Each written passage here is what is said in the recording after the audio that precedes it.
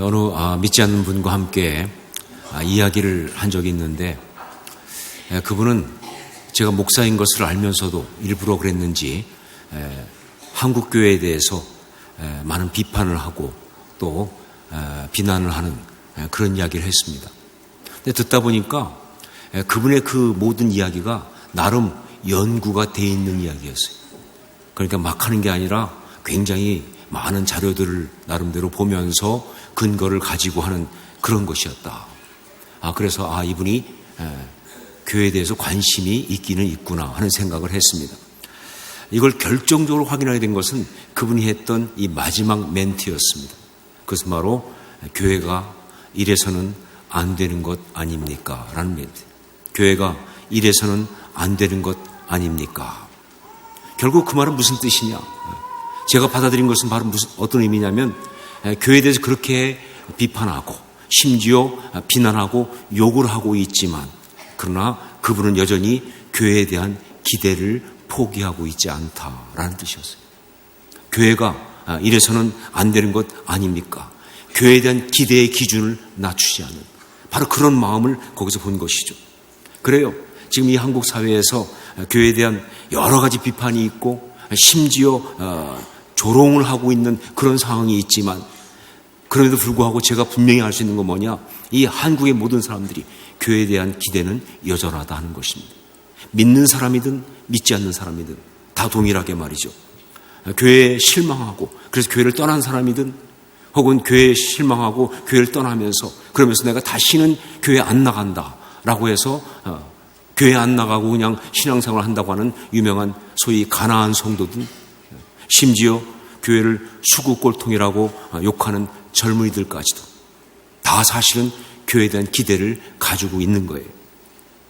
저는요, 이 교회에 대한 기대, 이것이 사실은요, 교회의 개념을 이 땅에 처음 던지신, 이 지상에 존재하는 모든 교회의 파운더이신 우리 주님 예수 그리스도의 교회를 향한 꿈, 그것과 연결되어 있는 것이라고 그렇게 봅니다. 그 교회에 대한 기대가 바로 뭐냐? 바로 우리 주님이 처음 교회를 말씀하시면서 이 교회에 대해서 가지고 있던 그 꿈, 바로 그것과 그대로 맞닿아 있는 그런 이야기다. 그렇기 때문에 교회를 교회되게 하라. 교회에 대한 나의 꿈을 이루어라. 이것은요, 저에게는 제 생명을 걸고 이루어야 할 삶의 비전 스테이트먼트가 되었습니다. 정말 저의 사명문이에요. 내 생명을 걸고 이루어야 될.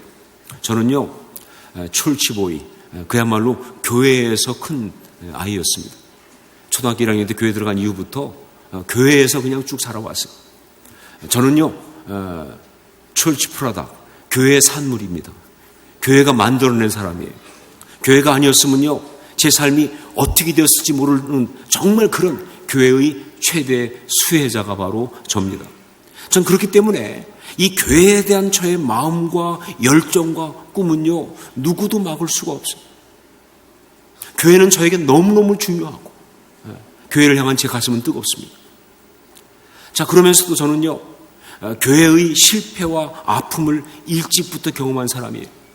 제 모교회가 안정리교회라는 교회였는데, 그 교회는요, 소위 교회들이 갖는 그런 갈등과 분열과 싸움을 정말 실감나게 했던 교회입니다. 어릴 때부터. 그러다 보니까 교회를 사랑한 만큼 아픔이 컸어요. 실망도 크고. 그런데 그것 때문에 교회에 대한 기대와 꿈이 저에게 사라진 것이 아니라, 이게 정말 감사한 일이죠. 그렇죠? 오히려 그래서 교회를 향한 제 마음이 더 불타기 시작했어요. 정말 바른 교회를 이루어야 한다는 그 열망이 저한테 생긴 겁니다. 이건 성령의 역사라고 말할 수밖에 없어요. 보통 사람이 뭐에 대해서 실망하게 되면요, 두 가지 반응이 있습니다. 하나는 뭐냐면요, 보기도 싫어하고 관심도 꺼버리는. 근데 이건 사실은 죄의 역사고 마귀의 역사입니다. 반면에 또 한 가지 뭐냐, 더욱더 뜨거운 마음을 갖게 되고 바른 것을 이루어야겠다고 하는 꿈을 갖는 거예요. 이건 성령의 역사예요. 제게는 다른 것은 몰라도 교회를 향해서는요, 이 두 번째 마음이 왔어요. 너무 감사하고 바로 그것이 지금 제가 이 자리에 목사로 서 있는 이유가 되기도 하는 것이죠. 여러분, 교회가 아름답다고 하는 것은요, 교인이 아름답다는 뜻입니다. 아름다운 교인들이 아름다운 교회를 만드는 거예요. 여러분, 반면에 또 그 반대도 성립되죠. 교회가 아름다우면요, 교인들이 또한 아름다워지는 거예요. 예, 정말 행복한 가정에 사는 아이가 행복한 아이일 수 있는 것처럼, 예, 정말 바르고 제대로 풍요로운 나라에 사는 백성이 풍요로운 그런 삶을 살 수 있는 것처럼, 그렇게 아름다운 교회에 속한 교인들은요, 아름다운 사람이 되어서 아름다운 삶을 살 수가 있는 거예요. 이것이 바로 교회와 성도와의 관계예요. 여러분, 교회 생활하고 있는 여러분, 우리가 분명히 알아야 될 것은 뭐냐? 교회는요, 우리들의 삶에 있어서 절대적인 것이다 하는 사실이에요. 교회는 우리에게 절대적인 것입니다. 혹시 여러분 가운데 나는 교회 생활을 오래 했는데 그런데 솔직히 교회의 영향력이 내 삶에 그렇게 크지 않다라고 말할 수밖에 없는 사람이 있다고 한다면요, 그거는 잘못되어도 크게 잘못된 거예요. 교회가 뭐 온전한 교회가 아니어서 그렇든지 아니면 내가 바른 교회 생활을 하지 않아서 그렇든지 여하튼 간에 뭐가 잘못돼도 크게 잘못된 거예요. 정말 바른 교회에서 바른 교회 생활을 한다면 교회가 우리 삶에 미치는 영향력은요, 절대적이에요. 이렇게까지 말할 수 있습니다. 교회가 우리 삶의 질을 결정하는 거예요. 우리 삶의 질, 그 퀄리티는요, 교회가 결정하는 거예요. 교회 때문에 우리가 정말 이 가치 있는 삶을, 아름다운 삶을 살 수 있다, 그 말입니다. 내가 태어난 가정이나 혹은 내가 살아온 시대나 아니면 직장이나 이런 것과 비교할 수 없을 만큼 교회는 그렇게 영향력이 있는 거예요. 바로 그렇기 때문에 교회의 꿈이 중요한 것입니다. 그냥 교회 다니는 것, 그게 아니라 정말 아름다운 교회를 꿈꾸면서 그 교회를 이루기 위해서 정말 신앙생활을 하고 교회 생활하는, 바로 이것이 맞는 거예요. 그게 제대로 된 바른 그런 신앙생활이 되는 것이죠. 자, 주의 이름으로 묻습니다. 당신의 속에는 어떤 교회의 꿈이 있습니까? 여러분 속에는 어떤 교회의 꿈이 있습니까? 다시 말하지만 교회에 대한 꿈도 없이 기대도 없이 교회를 다닌다고 하는 것은요, 이건 정말 비극이에요. 그래서 묻지 않을 수가 없어요. 당신에게는 어떤 교회의 꿈이 있습니까? 다시 묻습니다. 여러분은 호산나 교회에 대해서 어떤 꿈을 갖고 계세요? 이 호산나 교회에 대한 어떤 꿈을 꾸고 계십니까? 혹시 이렇게 묻는데 여러분이 호산나 교회에 대한 꿈이야? 목사님이 꾸셔야죠. 우리는 그냥 따라가면 되는 거 아닙니까? 라고 말한다면 이거 정말 잘못된 거예요. 여러분, 교회의 꿈은 절대 혼자 꾸는 게 아닙니다. 목사 혼자 꾸는 게 아니에요. 우리가 다 함께 꾸는 거예요. 저는요, 여러분이 꿈을 꿀 수 있도록 도와드릴 수는 있어요. 하지만 여러분을 대신해서 대표로 혼자 꿈을 꿀 수는 없는 거예요. 그건 교회가 아니죠. 자, 다시 한번 묻습니다. 당신 속에는 어떠한 교회의 꿈이 있습니까? 그 이야기가 바로 이 가능성입니다. 자, 안디옥 교회는 어떤 교회인가? 어떤 교회가 아름다운 교회인가? 여기 안디옥 교회를 소개하는 이 짧은 이야기 속에 정말 아름다운 교회가 가져야 될 핵심적인 모습이 그대로 다 나타나고 있어요. 첫 번째로 바로 말씀이 주장하시는 교회입니다. 말씀이 주장하시는 교회. 우리 1절 말씀을 함께 읽겠습니다. 같이 읽습니다. 안디옥 교회 선지자들과 교사들이 있으니 곧 바나바와 니게를 하는 시므온과 구레네 사람 루기오와 분봉왕 헤롯의 젖동생 마나엔과 및 사울이라. 안디옥 교회에 선지자들과 교사들이 있으니, 안디옥 교회 리더십을 말하면서 그 리더십의 특징을 아주 간단하고 분명하게 말한 그런 부분입니다. 그래요. 안디옥 교회 리더십은 어떤 사람들이냐? 통치자가 아니었어요. 당회장은 더더욱 아니고요. 어떤 행정가도 아니었습니다. 예, 오직 선지자들과 교사들이었다, 그 말이에요. 여러분, 선지자가 누굽니까? 하나님 말씀을 전하는 사람이죠. 교사가 누굽니까? 하나님 말씀을 가르치는 사람들이죠. 그래요. 선지자나 교사나 다 자기만 하지 않습니다. 하나님 말씀을 전하는 사람들이에요. 이게 바로 안디옥 교회 리더십이에요. 이게 바로 안디옥 교회 이야기예요. 자, 무슨 얘기냐? 말씀이 주장하신다, 그 얘기입니다. 그 교회를 이끌고 있는 것은, 그 교회를 끌고 나가는 것은 살아계신 하나님의 말씀, 하나님의 계시, 성령의 감동, 바로 그것이라 그런 얘기예요. 그렇죠? 말씀이 주장하시는 교회. 이게 진짜 아름다운 교회예요. 이렇게 말씀이 주장하는 그 교회의 이야기 모습이, 그래서 그 다음 2절 3절에 계속 구체적으로 나오고 있지 않습니까? 우리 2절 3절 말씀을 같이 읽겠습니다. 2절 3절 함께 읽습니다. 주를 섬겨 금식할 때에 성령이 이르시되 내가 불러시키는 일을 위하여 바나바와 사울을 따로 세우라 하시니 이에 금식하며 기도하고 두 사람에게 안수하여 보내니라. 예, 말씀이 주장하시는 이야기인데 여기 이 이야기 속에는요, 말씀이 주장하시기 위한 두 가지가 그대로 나오고 있어요. 첫째가 뭐냐? 주의 음성을 듣는 것입니다. 주의 음성을 듣는 것. 성령이 이르시되. 예, 그래요.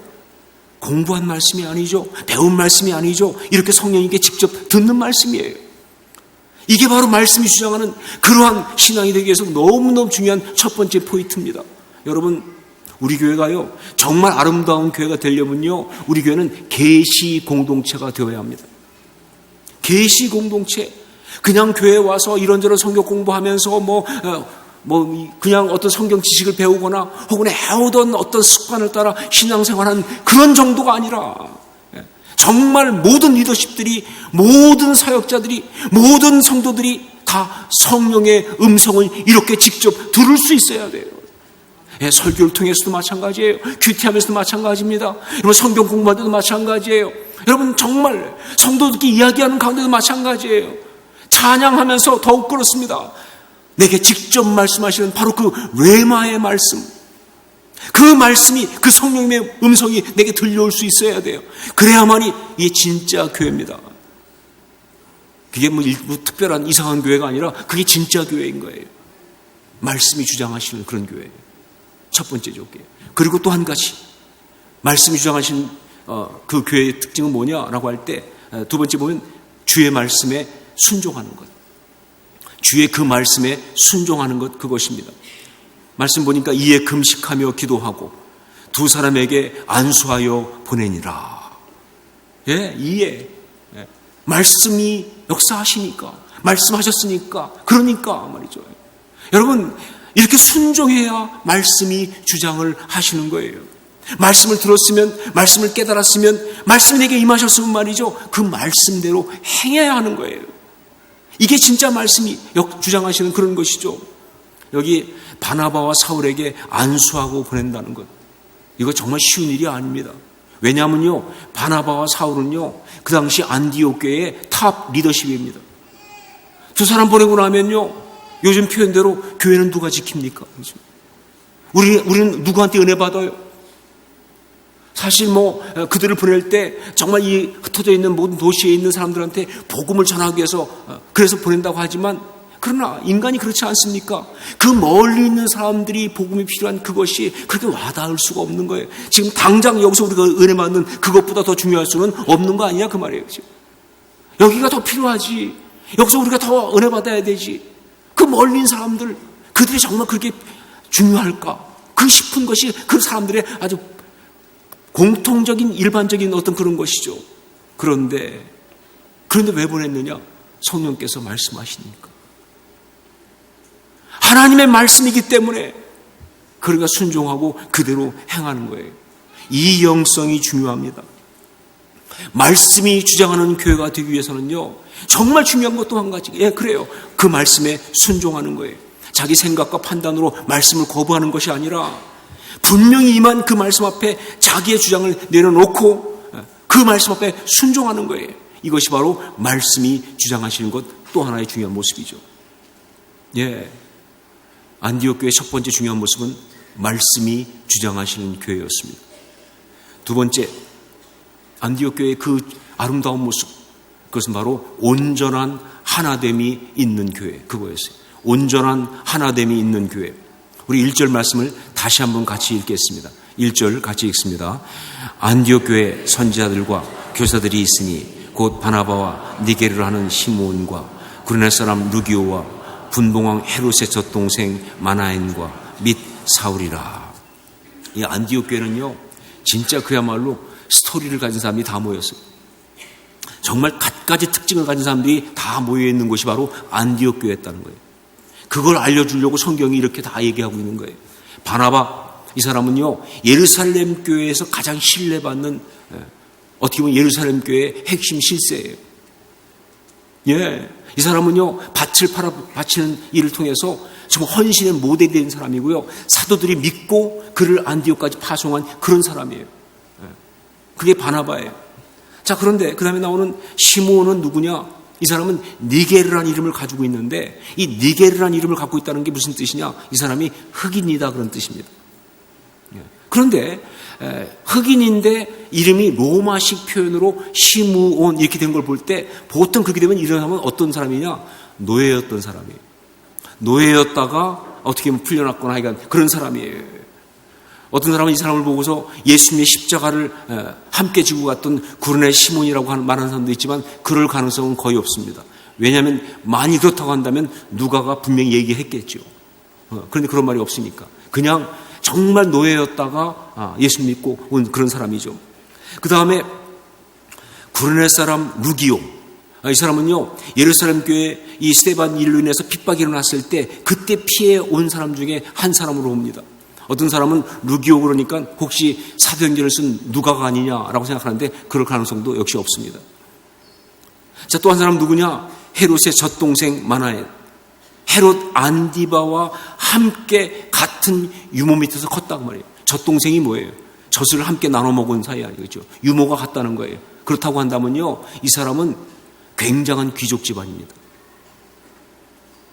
굉장한, 나름대로 굉장한 권력 집안이었을 거예요. 그리고 헤롯 안디바와 그 정도가 됐다고 하시면 나이도 지금 60세가 훨씬 넘은 나이일 수 있는 사람이에요. 그리고 사울, 유대 율법 아주 그냥 추종자, 열심당원 같이 정말 그렇게 이 열심히 율법을 추구했던 가말리엘 문에 있던 바리새인 같은 그런 사람이 예수님 만나 뒤집어지고, 근데 그러고 나서도 또 여러 가지가 좀 정리가 안 되니까 14년 동안 고향의 낙향에 있다가 그러다 온 사람이에요. 자, 각종 스토리를 가진 사람들이, 정말 배경이 다른 사람들이, 나이가 다르고 지식이 다른 그런 사람들이 말이죠, 다 모여서 예수 그리스도의 이름으로 그 십자가 아래에서 온전히 하나가 되는 그런 교회, 이게 진짜 교회예요. 이게 진짜 아름다운 교회예요. 이게 바로 안디옥 교회의 모습이었다는 것이죠. 그래요, 진정으로 아름다운 교회는요, 이렇게 다양한 사람들이 모여서 그동안 여러 가지 자기의 아이덴티티를 구성하는 그런 것이 있었지만, 그러나 정말 와서 그 복음 때문에, 그 십자가 은혜 때문에 이제 하나의 이름을 다 갖는 거예요. 그게 바로 예수 그리스도의 사람이라고 하는, 그리스도인이라고 하는 그 이름 하나를 가지고 다 하나가 되는, 이전에 전혀 알지 못했지만 한 가족이 되는 말이죠. 그런 역사가 있는 것이 바로 그 진짜 아름다운 교회라는 거예요.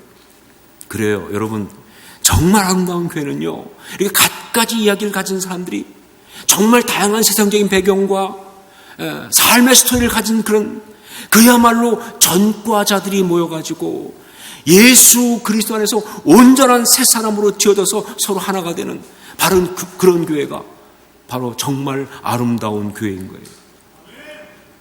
세 번째, 또 한 가지 특징, 바로 비전을 가지고 사명을 감당하는 교회. 비전을 가지고 사명을 감당하는 교회. 안디옥 교회를 소개하면서 성경이 사실 너무나 감동적으로 말하고 있는 한 단어가 있습니다. 그것이 바로 3절 마지막에 나오는 단어죠. 그것이 바로 보내니라 하는 단어. 보내니라. 보세요.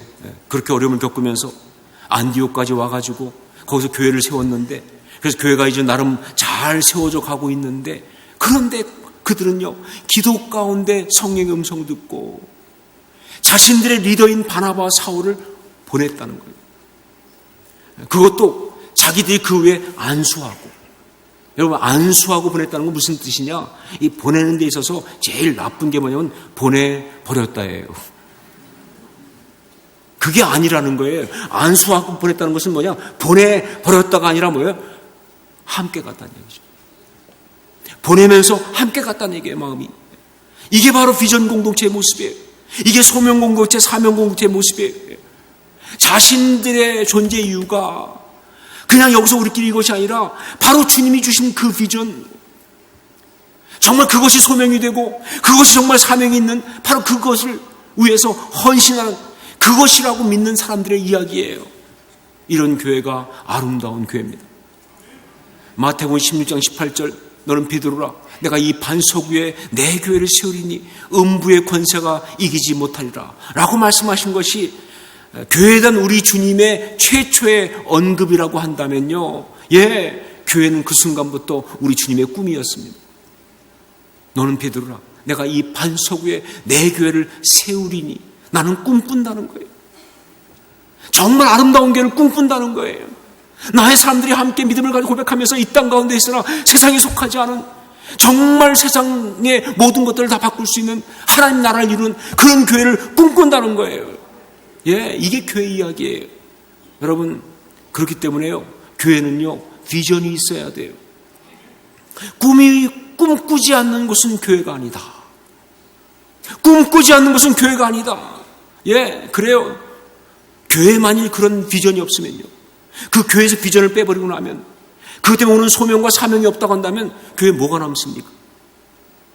여러분, 이 호산나 교회 꿈과 비전과 소명과 사명 빼고 나면 뭐가 남는 거예요?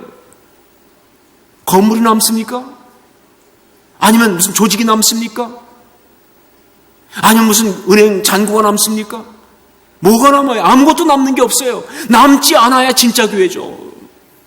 하나님이 주신 그 사명.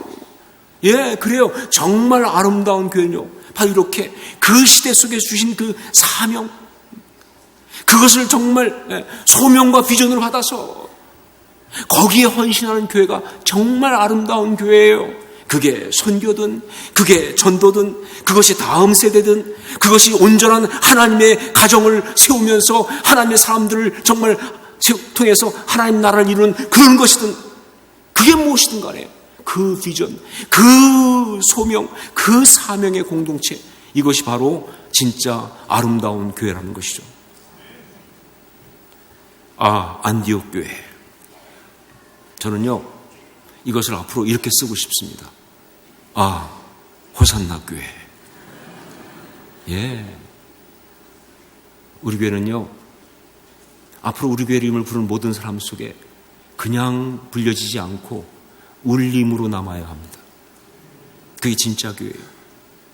그 교회 이름 부를 때마다 감동이 와야 돼요. 지금도 그렇지만 다음 세대도 마찬가지입니다. 언젠가는 이 교회가 없어질 거예요. 하지만 우리 다음 세대가 우리 교회의 이름을 부르면서 호산나 교회, 그렇게 감동하는 역사가 있어야 할 줄로 믿습니다. 그게 진짜 교회예요. 그런 교회가 되기 위해서 지금 우리는 교회 생활을 하는 겁니다. 스토리를 만들어가는 거예요. 호산나 교회. 기도하겠습니다.